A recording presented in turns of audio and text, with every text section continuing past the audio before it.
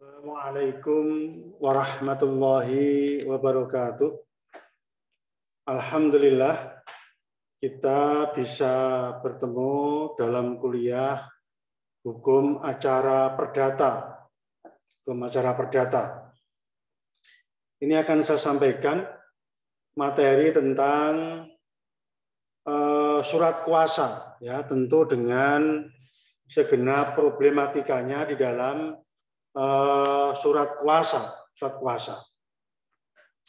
Saya mulai dari apa yang dimaksud dengan surat kuasa. Ya, surat kuasa. Jadi surat kuasa ini, ya, pengertiannya, ya kan? Ini adalah persetujuan, ya kan? Untuk memberikan segala urusannya kepada penerima kuasa untuk mengurus segala sesuatunya. Ya. Kalau dalam KUH Perdata itu diatur dalam pasal 1792. Kalau bunyi aslinya seperti ini bunyi aslinya. Ya. Jadi pemberi kuasa adalah suatu persetujuan dengan mana seorang memberikan kekuasaan kepada orang lain yang menerimanya untuk dan atas namanya menyelenggarakan suatu urusan. Ya, ini definisi pasal 1792 KUH Perdata. Ya. Menyimak pasal ini, ya kan? Artinya yang namanya kuasa itu harus ada perbuatan satu orang dengan orang lain yang bertindak untuk apa? Bertindak untuk dan atas nama kepentingan dari pemberi kuasa kepada penerima kuasa. Penerima kuasa. Ya. Oleh karena itu, sifat daripada perjanjian kuasa itu adalah penerima kuasa sebagai wakil. Wakil apa? Untuk menyelenggarakan kepentingan-kepentingan dari pemberi kuasa. Nah, jadi untuk menyelenggarakan kepentingan-kepentingan dari pemberi kuasa. Kepentingannya apa?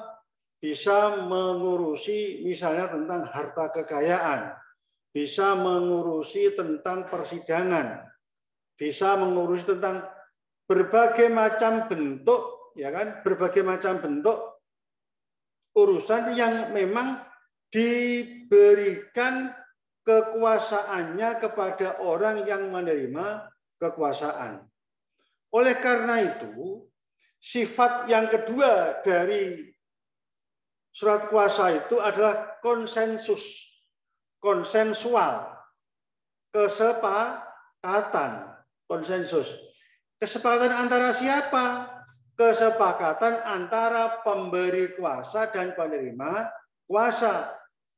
Maka biasanya contohnya itu kalau dalam kasus-kasus pemberian kuasa untuk dan atas nama serta kepentingan dari pemberi kuasa kepada penerima kuasa. Ya kan? Jadi untuk dan atas nama. Artinya apa? Artinya tindakan-tindakan hukum yang dilakukan oleh penerima kuasa itu adalah dalam rangka apa yang diamanahkan oleh pemberi kuasa. Oleh karena itu, karena sifatnya adalah amanah, menyelenggarakan kepentingan, menyelenggarakan urusan dari pemberi kuasa, maka kan, surat kuasa itu berkarakter garansi kontrak. Artinya apa? Si penerima kuasa hanya dapat melakukan tindakan-tindakan hukum berdasarkan kesepakatan. Tidak boleh dia melampaui, ya, dia melampaui batas kewenangannya, ya. Dia tidak boleh melampaui batas kewenangannya.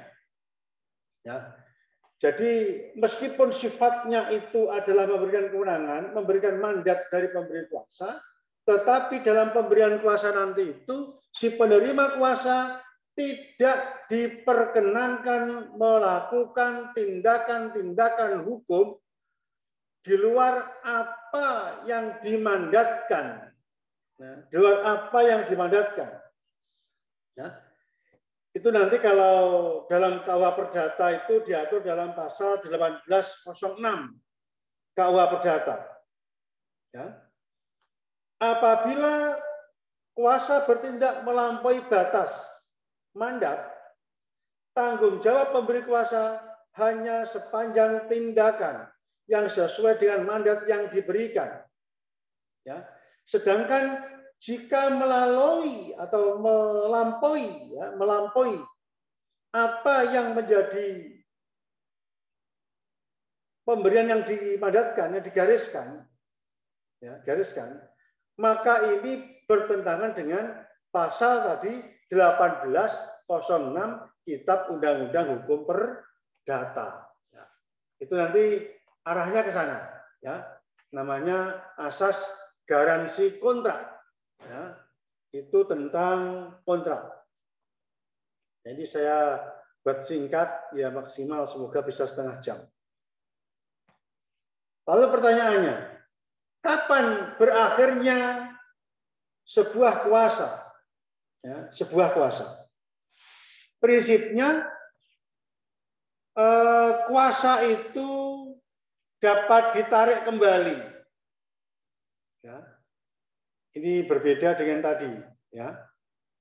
Konsensus tadi itu. Jadi, prinsipnya kuasa dapat ditarik kembali secara sepihak. Kenapa demikian? Karena ya kan, sifatnya adalah memberikan mandat kepada penerima kuasa. Jadi meskipun itu ada pasal 1338 tentang kebebasan berkontrak konsensual, ya, tetapi jika berkaitan dengan surat kuasa, maka diatur oleh undang-undang tersendiri, yaitu Kitab Undang-Undang Hukum Perdata, khususnya pasal 1813 KUH Perdata. Ya, ya. Itu nanti 1813, kemudian dilanjutkan dengan pasal 1814 KUH Perdata. Intinya begini. Ya. Pencabutan tanpa memerlukan, ya, persetujuan penerima kuasa. Ya. Jadi pencabutan itu tanpa harus meminta persetujuan dari penerima kuasa. Ini berbeda dengan kalau perjanjian, ya.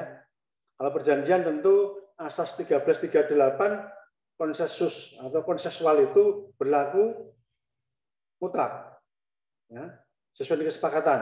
Tetapi khusus surat kuasa ini ada aturan tersendiri pasal 1813, 1814 yang intinya menyatakan bahwa pemberi kuasa bisa menerima atau bisa menarik kembali kuasa yang diberikan kepada pihak lain secara sepihak. Pencabutan kuasa ini bisa dilakukan secara diam-diam, bisa secara tegas. Ya, secara, ya. Jadi dalam pasal 1816 KUH Perdata itu boleh pemberi kuasa menarik kembali secara diam-diam. Ya, jadi dia langsung tidak menggunakan kuasa itu. Ini perbedaan dengan kalau kontrak perjanjian, ya, perjanjian. Namun sebaiknya di dalam menarik suatu perjanjian, ya, supaya sama-sama bisa menerima keputusan itu, maka diusahakan supaya ditarik secara tegas, disebutkan, ya, menarik kesepakatan secara tegas, dicabut, tarik berarti prinsipnya diperbolehkan. Itu yang pertama. Yang kedua, salah satu pihak meninggal dunia, maka berakhir. Misalnya pemberi kuasa meninggal dunia, ya berakhir. Penerima kuasa meninggal dunia, berakhir, selesai. Artinya kuasa itu otomatis tidak berlaku lagi. Ya, ini memang diatur dengan kuasa khusus ya, kuasa khusus tersendiri ya, sendiri. Atau yang ketiga, penerima kuasa ya, penerima kuasa melepaskan kuasa. Jadi sing nompo itu udah saya tidak mau. Ini sebagai asas apa namanya konsekuensi tadi ya. Kalau tadi pasal 18-14 itu pemberi kuasa bisa menarik kepada secara pihak, maka di dalam pasal berikutnya, khususnya dalam pasal 18-17 KUH Perdata, maka penerima kuasa bisa melepaskan kuasanya, menarik diri. Saya tidak mau menerima kuasa karena bertentangan dengan rasa keadilan, misalnya begitu. Saya tidak mau menerima kuasa karena ada sesuatu yang tidak pas. Ya. Jadi pemberian kuasa ini melepaskan apa namanya itu penerima kuasa. Ya. Tapi ada syaratnya. Satu, harus memberitahukan kepada pemberi kuasa. Tidak, tadi bisa diam-diam tadi pasal 18-16. Kalau ini tidak. Kalau ini wajib memberitahukan kepada pemberi kuasa. Ya. Kemudian yang kedua, pelepasan tidak boleh dilakukan pada saat yang tidak layak, tidak tepat. Ya, jadi ini bahasa hukum ya. Jadi tidak layak artinya pas dibutuhkan dia, wah kok sorry tidak bisa, ada begitu. Ya. Tetapi harus ada namanya itu apa namanya itu kesepakatan ya, kesepakatan, disepakati, intinya menyatakan bahwa saya sudah tidak mampu atau saya sudah tidak menerima dengan berbagai alasan yang bisa diterima ya, bisa diterima. Nah, memang di dalam surat kuasa itu dimungkinkan ada kuasa mutlak, mutlak. Nah, mutlak itu dasarnya adalah sebenarnya adalah pasal 1338, 1337 KUH Perdata. Ya. Artinya mutlak itu bagaimana? Mutlak itu maksudnya, ya kan? Kedua belah pihak menyepakati. Satu, tidak dapat ditarik kembali misalnya. Kan konsensus. Atau satu, mutlaknya sampai berlaku dengan kapan? Ya. Jadi disepakati. Ya. Misalnya kuasa tidak dapat dicabut kembali. Atau juga misalnya dengan meninggalnya dengan meninggalnya si penerima kuasa, maka digantikan apa? Atau pemberi kuasa maka dan sebagainya. Artinya apa? Mutlak itu ada persyaratan-persyaratan khusus sebagaimana di dalam perjanjian, ya, perjanjian pada umumnya. Maka tadi saya sampaikan pasal 1338 tentang kebebasan berkontrak dan pasal 1332. Selama kita tidak mengatur secara khusus, maka tunduk kepada apa yang diatur di dalam KUH Perdata, pasal 18, 13, 18, 14, 18, 16 tentang pencabutan kuasa secara sepihak. Tetapi kalau kita mengatur kembali, ini kuasa berlaku sampai dengan sekian, ini berlaku tidak boleh dan sebagainya. Ya diperbolehkan, selalu diperbolehkan. Ya. Diperbolehkan. Ya, itu berakhirnya kuasa. Sekarang jenis kuasa sekarang, ya. Jenis kuasa itu kalau di situ saya sebutkan ada 4, ya. Ada 4 jenis kuasa. Yang pertama namanya kuasa umum, ya. Kuasa umum itu diatur di dalam pasal 1795 KUH Perdata. Jadi ini hukum acara perdata itu ada kaitannya dengan hukum perdata, khususnya berkaitan dengan bukti-bukti akta-akta atau surat kuasa ini berkaitan dengan itu. Nah, surat kuasa ini ya kan sifatnya umum, tidak digunakan untuk persidangan. Ya. Misalnya pemberian kuasa untuk melakukan pengurusan tentang harta kekayaan yang dimiliki oleh pemberi kuasa. Umum sifatnya, semua harta kekayaan untuk diuruskan pengurusannya kepada penerima kuasa. Ya. Ya. Namanya pengurusan ya segala sesuatu tindakan-tindakan yang tindakan-tindakan yang berkaitan dengan pemberian kuasa. Misalnya, kalau dia untuk mengurus semua harta kekayaan, ya perusahaannya, ya hartanya, ya balik nama, semua sifatnya umum. Ya. Itu namanya surat kuasa umum. Ya. Surat kuasa umum. Ya, pasal tadi saya sampaikan pasal 1795 KUH Perdata. Itu diatur dalam kuasa umum lah. Di dalam surat kuasa yang kedua, namanya surat kuasa khusus. Ini juga diatur dalam pasal tadi, 1795, juga diatur dalam pasal 123 HIR, ya pernah saya sampaikan itu kan. Surat kuasa khusus. Nah, mengapa dinamakan surat kuasa khusus? Atau bagaimana pengertiannya? Yaitu pemberian kuasa, ya kan, kekuasaan kepada penerima kuasa untuk ini kepentingan tertentu. Jadi bertindak mewakili prinsipal atau pemberi kuasa, tapi hanya untuk kepentingan tertentu. Nah, kepentingan tertentu inilah yang kemudian digunakan dasar di dalam persidangan. Sehingga di dalam persidangan selalu kita menerima adalah surat kuasa khusus, nama pemberi kuasa siapa, ya, misalnya nama ABC memberikan kuasa kepada X lawyer dan seterusnya untuk dan atas nama serta mewakili kepentingan dari pemberi kuasa untuk apa, misalnya mengajukan gugatan tentang perbuatan melawan hukum. Artinya apa? Artinya karena ini khusus perbuatan tertentu, hanya untuk mengajukan gugatan perbuatan melawan hukum. Dia mana? Di persidangan. Oleh karena itu,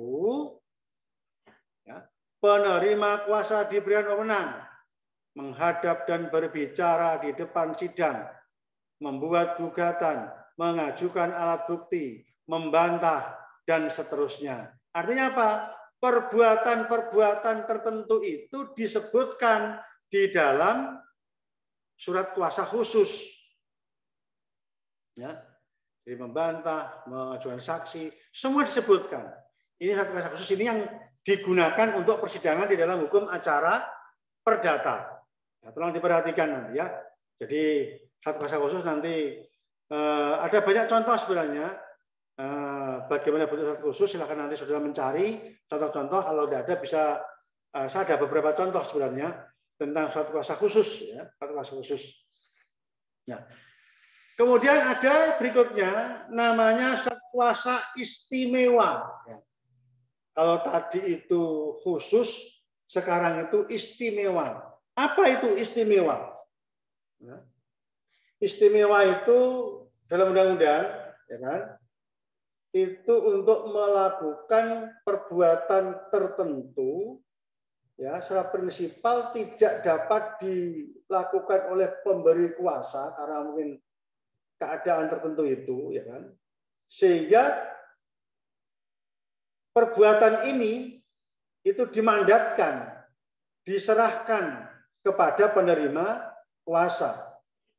Ya, nanti pasal 1796 KUH Perdata. Kalau di hukum acara itu ada pasal 157 HIR atau 184 RBG, ya, dikatakan dengan ke sana biasanya kuasa istimewa itu. Nah, kuasa istimewa ini sifatnya limitatif, ya, limitatif, sangat detail, ya, sangat detail. Artinya lingkupnya yang diwakili itu hanya terbatas. Kalau khusus kan ada kewenangannya apa saja. Ini terbatas. Misalnya, untuk memindah tangankan hak milik pemberi kuasa berupa harta apa-apa kepada, nah, misalnya, jadi memudahkan, atau untuk menandatangani, lagi misalnya untuk melakukan mediasi, misalnya negosiasi, misalnya. Nah, ini tindakan-tindakan istimewa yang mestinya itu oleh undang-undang itu harus dihadiri secara prinsipal. Tetapi ini dia diwakilkan, misalnya contoh di dalam mediasi. Jadi dalam contoh misalnya begini, kalau dalam sidang pengadilan di pengadilan umum ada Perma nomor 1 tahun 2016 tentang mediasi, ya. Itu prinsipal wajib hadir. Tetapi kan hal tertentu, misalnya dia di luar negeri, misal dalam keadaan sakit tidak bisa sembuh, tidak bisa hadir, maka dia boleh menggunakan yang namanya kuasa istimewa khusus untuk melaksanakan mediasi itu. Melaksanakan mediasi, ya. Mediasi. Sehingga karena istimewa, maka bentuknya harus berupa akta otentik. Ya. Apa akta otentik? Akta yang dibuat oleh dan atau di hadapan pejabat yang berwenang. Misalnya di hadapan notaris. Ya. Misalnya. Untuk membuat apa? Akta otentik. Ya, akta otentik. Sehingga yang mestinya itu prinsipal hadir sendiri dalam undang-undang terpaksa tidak hadir, dan akta otentik ini dia diperkenankan diwakili kuasa yang namanya kuasa istimewa. Berikutnya tentang kuasa perantara. Kalau ini dia biasa dalam apa namanya itu perdagangan, ya. Tentang keagenan, kemudian agen, maklar, broker, ya kan? Itu di perdata diatur pasal 1792. KUH Perdata itu mengatur tentang keagenan. Bahkan dalam KUHD, Kitab Undang-Undang Hukum Dagang, pasal 62 khususnya, 62 KUHD mengatur juga, ya, tentang kuasa-kuasa ini, ya. Misalnya tentang perantara kan macam-macam tuh, ada maklar, ada broker, ada itu loh. Di dalam lapangan seringkali kita melihat itu kan, itu kuasa perantara namanya, untuk menjualkan, untuk apa, atau agen, keagenan, atau distributor, ya, distributor. Nah, itu namanya kuasa perantara, ya, perantara. Nanti PowerPoint sama di ini saya kutip dari apa namanya bukunya Yahya ini. Silakan nanti kalau yang punya bukunya sama ini. Mana saingnya rangkus lah. Apa ringkas. Nah, sekarang tentang kuasa menurut hukum, ya. Yang dimaksud hukum itu adalah ya legal mandatori lah istilahnya itu. Artinya kuasa ini oleh undang-undang sudah disebutkan siapa yang mewakili, siapa yang bertindak. Itulah mengapa dinamakan kuasa menurut hukum. Artinya undang-undang atau hukum itu sudah menyebutkan dengan bentuk kuasa ini, ya, kuasa ini. Nah, contohnya misalnya, pertama tentang PT. PT itu adalah perseroan terbatas. Undang-Undang nomor 40 tahun 2007, ya, tentang perseroan terbatas, ya. Maka dalam PT disebutkan direksi bertanggung jawab penuh atas pengurusan untuk kepentingan dan tujuan perseroan, baik di dalam maupun di luar pengadilan. Jadi undang-undang menyebutkan maksudnya. Jadi undang-undang PT itu menyebutkan begitu. Jadi kalau PT itu untuk urusan di dalam dan luar pengadilan, tindakan-tindakan hukum, maka diwakili di direksinya, direktur utamanya yang melakukan tugas. Tidak bisa kemudian orang lain yang tidak masuk dalam kategori itu. Maksudnya undang-undang menyebutkan begitu. Ya, dalam RBG juga apa namanya diatur, ya, diatur. Yang kedua, wali terhadap anak di bawah perwalian. Minder yarif, anak misalnya belum berumur 21 tahun. Siapa walinya? Ya kan, orang tuanya. Nggak boleh. Jadi anak-anak itu kalau belum berumur katakanlah dewasa menurut KUH Perdata itu 21 tahun. Dasarnya pasal 1330 KUH Perdata. Ya. Itu di dalam melakukan tindakan hukum tidak boleh maju sendiri, tapi diwakili oleh walinya, orang tuanya. Kecuali dia sudah menikah atau pernah menikah. Ya, itu namanya juga sudah dewasa karena sudah pernah menikah. Ya, boleh. Berikutnya, kurator. Ya. Kurator atas orang yang tidak waras, orang gila di bawah pengampuan. Itu yang tidak hukum siapa? Kuratornya. Tidak bisa kalau dia tidak kurator. Maksudnya undang-undang itu menyebutkan, jadi tidak perlu membuat aturan gitu. Aturan. Jadi otomatis ini kurator sebagai wakil dari orang tua terhadap anak yang belum dewasa, tadi yang sampaikan tadi itu. Ya. Kemudian kurator kepailitan. Ini undang-undang kepailitan. Ya, itu nanti yang bertindak kuratornya. Ya. Jadi kurator itu ada kurator orang tidak waras tadi dan kurator dalam hal kepailitan ini undang-undang peradilan niaga ya. Nanti maksudnya kepada undang-undang peradilan niaga. Ya. Bentuk kuasa di pengadilan itu yang bagaimana dalam hukum acara perdata? Ya. Prinsipnya, yang saya sampaikan, pasal 1, 2, 3, ya kan? HIR. Itu bentuk kuasa itu sebenarnya bisa lesan. Ya, lesan. Ini undang-undang ya. Pasal 1, 2, 3 HIR, pasal 147 RBG. Itu prinsipnya bisa lesan. Bahkan gugatan pasal 120 HIR lesan. Nanti saya jelaskan sendiri untuk Mario sendiri. Ya. Jadi dimungkinkan dalam undang-undang itu, tetapi kan, kalau nanti akan dibuatkan akta, ditulis, dibuat oleh panitera, ya, panitera. Nah, oleh karena itu dalam di persidangan itu kuasa tadi juga boleh tertulis. Dalam praktek itu menggunakan tertulis. Ya. Jadi kuasa persidangan itu pakai kuasa tertulis. Tadi saya sampaikan untuk dan atas nama serta mewakili kepentingan dari. Ya. Nah, kuasanya itu harus menyebut, ada ditunjuk di dalam gugatan, di nomor gugatannya, perkaranya, itu sudah menyebutkan di situ. Ya.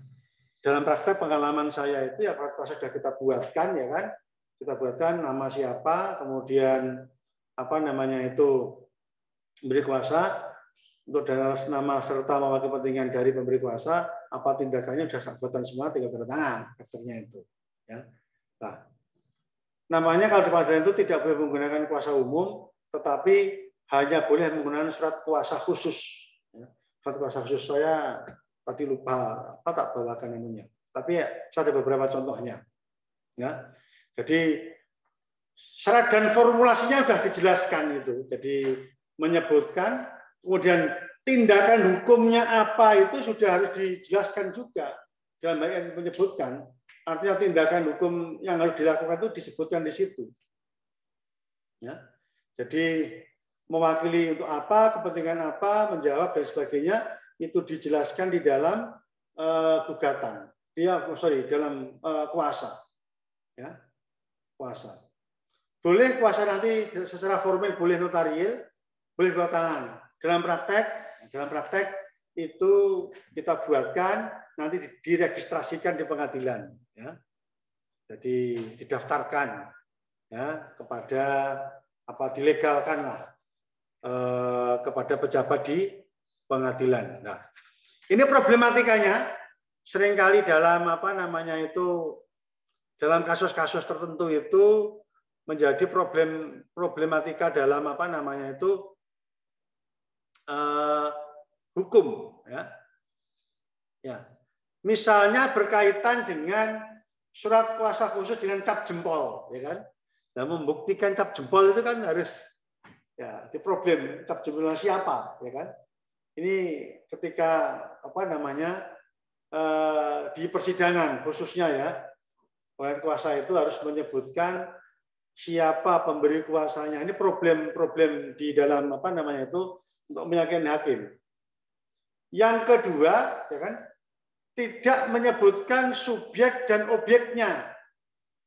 Ya, subjeknya itu pemberi kuasa, penerima kuasa tidak menyebutkan. Objeknya itu apa? Jelaskan juga. Misalnya sengketa hak milik SHM nomor berapa, sebutkan. Surat kuasa tentang sertifikat nomor sekian menyelesaikan bla bla bla, sebutkan. Sebab kalau nanti tidak menyebutkan subjek dan objeknya, ini pihak lawan nanti bisa eksepsi, bisa menolak. Ini tanah yang mana ini? Kan begitu kan? SHM nomor berapa? Lokasinya di mana? Kan bisa mengelak lah. Untuk menghindari itu, biar tidak menimbulkan problem hukum, maka disebutkan objeknya. Untuk apa kepentingannya? Dijelaskan. Ya. Kuasa diterbitkan berdasarkan kuasa umum, ya, sama. Jadi bisa menimbulkan problem hukum, ya, problem hukum. Kemudian lagi kuasa dibuat oleh orang yang tidak berwenang, problem lagi. Ya, misalnya mestinya berwenang bapaknya, yang kasih kuasa anaknya, tidak boleh. Jadi harus dipastikan siapa yang mempunyai kewenangan untuk melakukan tindakan hukum. Harus dijelaskan, ya. Jadi ini kalau di persidangan nanti seringkali dimunculkan bahwa dia tidak punya kewenangan melakukan tindakan hukum, kenapa memberi kuasa, diganti siapa dan sebagainya. Ini seringkali muncul di dalam persidangan. Ya. Kemudian kuasa dianggap sah apabila penggugat hadir didampingi kuasa. Ya. Maksudnya itu hakim kadang menanyakan apa ini kuasa hukumnya, kan begitu kan? Nah, kadang itu tidak hadir, yang diragukan. Tetapi kalau sudah registrasi, yakin ya tidak masalah, ya tidak masalah. Tetapi kadang seperti itu. Jadi apabila penggugat hadir, ya, didampingi kuasa. Ini kadang karena begitu itu di persidangan, nanti yang bicara itu ya kuasa hukumnya, ya, didampingi kuasa. Ya. Dalam praktek itu setelah hakim yakin bahwa pemberi kuasa adalah si X misalnya, ya selesai. Ya.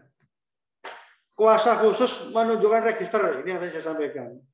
Jadi kuasa khusus itu ada kewajiban untuk mendaftarkan, diregistrasikan, nanti kasih nomor bagi saya, kasih nomor di stempel, tanda tangan, sudah terdaftar, baru bisa sidang. Kalau tidak, ada problematika hukum.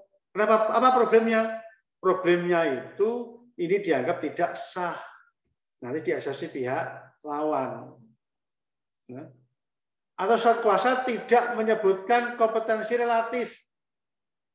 Misalnya kuasa khusus dan seterusnya tulis ya kan di Pengadilan Negeri Kudus, orang menyebutkan gitu. Ini pengadilan negeri mana? Nah, ya kan salah. Nggak boleh. Jadi ini banyak problem, kadang orang lupa menuliskan, lupa menyebutkan yang nanti berakibat itu gugatannya itu dianggap cacat atau kuasa dianggap cacat. Kenapa? Karena tidak menyebutkan tempat lokasinya. Di mana ini? Pengadilan Negeri Kudus, Pengadilan Negeri Demak. Nah, harus begitu. Memang dalam kuasa menyebutkan seperti itu, tidak boleh tidak. Itu loh. Nanti kalau dia tidak menyebutkan di pengadilan mana kan nanti tidak jelas. Ya seringkali kadang-kadang kita terlalaikan. Bahkan kadang-kadang karena copy paste dari kuasa lain disebutkan misalnya di Pengadilan Negeri Kudus tulis Pengadilan Negeri Demak misalnya. Seringkali begitu. Kuasa substitusi tidak sah. Nah, maksudnya lagi, kuasa substitusi itu adalah kuasa limpahan. Misalnya begini, saya menerima kuasa mengajukan gugatan perkara PMH, perbuatan melawan hukum. Pas hari sidang, misalnya hari sidang kedua, jawaban, saya tidak bisa datang. Maka ini bisa saya limpahkan kepada teman saya, namanya kuasa limpahan namanya, atau kuasa substitusi, disubstitusikan. Nah, sementara dalam kuasa yang saya terima itu tidak menyebutkan dengan mengingat dapat disubstitusikan. Orang ada tulisan begitu misalnya, tidak boleh disubstitusikan. Soalnya ya, saya menerima kuasa, tetapi dalam kuasa saya tidak menyebutkan dapat disubstitusikan, maka itu tidak boleh disubstitusikan. Tetapi jika dalam kuasa saya menerima kuasa, dalam kuasa itu saya sebutkan dapat disubstitusikan, pas sidang tertentu saya tidak bisa hadir, maka dapat disubstitusikan. Jika tidak, akan menimbulkan problematika hukum, biasa lawan itu menolak. Majelis hakim kami keberatan karena tidak menyebut substitusi, tiba-tiba diwakili di disubstitusi, ya itu biasanya dia menolak, ya. Berikutnya, cacatnya kuasa konvensi meliputi rekonvensi, sama. Jadi begini, di dalam kuasanya itu tidak menyebutkan untuk melakukan rekonvensi. Tiba-tiba dia melakukan rekonvensi kuasanya. Sama, tidak boleh. Ini problem hukum juga. Nanti akan dibantah biasanya itu. Konvensi itu pokok perkara, rekonvensi gugat balik. Ya, saya ulangi, konvensi itu adalah pokok perkara, rekonvensi adalah gugat balik. Misalnya dalam surat kuasa itu si penerima kuasa tidak menyebutkan konvensi dan rekonvensi, tiba-tiba dia membuat rekonvensi, ya, maka akan menjadi problematika hukum. Kenapa? Karena dalam surat kuasa khusus itu tidak menyebutkan untuk melakukan rekonvensi, itu loh maksudnya. Ya. Kemudian kuasa dibuat di luar negeri, sama problem. Kenapa problemnya? Tidak ditandatangani oleh KBRI. Jadi surat kuasa khusus yang diatur dalam pasal 123 KUA Perdata, hukum acara HIR, ya kan, 123 HIR, tetapi ada administrasi wajib dilegalisasi di KBRI, ya, Kedutaan Besar RI setempat.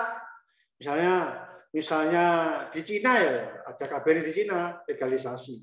Kalau tidak, ya diterima. Kalau terima, problematika hukum, jangan-jangan tidak lewat KBRI. Ya.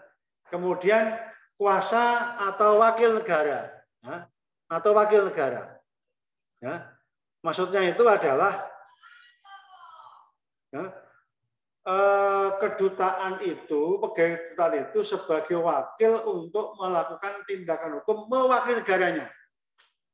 Itu undang-undang sudah menyebutkan, sehingga otomatis itu, ya, otomatis menjadi wakil negara. Ya. Ini problem-problem yang nanti akan ditemui di dalam persidangan ketika kita tidak jeli di dalam membuat, katakanlah, suatu kuasa. Oleh karena itu ini tolong diperhatikan, ya, di dalam membuat kuasa itu ini sebagai bagian daripada hukum acara, karena di dalam hukum acara orang bisa maju sendiri dan dapat dikuasakan melalui kuasa hukum. So, saya kira demikian apa yang dapat saya sampaikan, ya kan. Nanti kita bisa bertemu untuk kuliah-kuliah berikutnya dalam hukum acara perdata. Terima kasih. Wallahul muwaffiq ila aqwamit thoriq. Wassalamualaikum warahmatullahi wabarakatuh.